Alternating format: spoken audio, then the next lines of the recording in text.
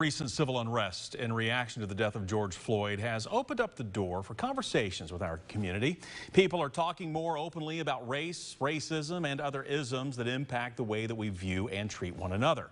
Good Morning Tennessee anchor Tirsa Smith now kicks off a new segment that we are calling Community Conversations. And she has more now on how one local foundation is making sure kids, especially children of color, understand not only their studies, but what's going on in the world around them. Any parent knows it takes a lot of work to guide your child through the school year. For parents who live in Knoxville's inner city, there are socioeconomic challenges that are thrown on the pile. A local woman is making sure the support is there to help these kids in the community. There's an African proverb that says it takes a village to raise a child. For dozens of students in East Knoxville, Shora Foundation is that village. So our mission is just that, to provide a safe place culture for under-resourced communities by creating opportunities and transforming communities. And so we are here to provide a safe place physically, mentally, and emotionally for kids. Founded in 2008, Tanika Harper steps in to make sure these students are able to thrive. Harper says throughout the nationwide civil unrest and the COVID-19 pandemic, their work has continued.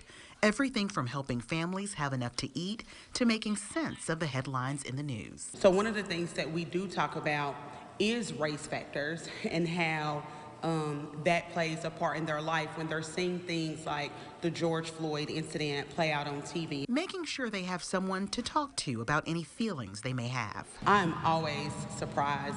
One thing I can say is that our kids are super resilient, and sometimes they do not know that a traumatic event is a traumatic event because they are so resilient and they bounce back. But it is also important that we teach them how to draw through it, how to talk through it. But one of their main initiatives is improving academics. Harper says, like many parents, they're trying to figure out what will be best for kids in the new school year with COVID concerns looming. I know at Shora Foundation, one of the things that we are looking to do is to open during the school day to provide a space for those kids who don't have access to internet and whose parents do work but prefer that their kids not sit in a classroom. It's work like this they do year-round. Harper says she'd love to see the school system use them and other groups like them as partners instead of working parallel. I do believe that the relationship between grassroots organizations and Knox County schools can be stronger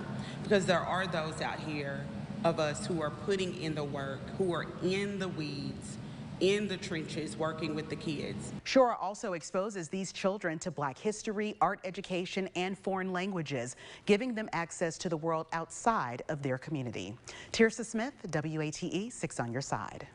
All right, Tirsa, thank you. And we should point out, Community Conversations will air every other Thursday at 4 right here on WATE 6 on your side.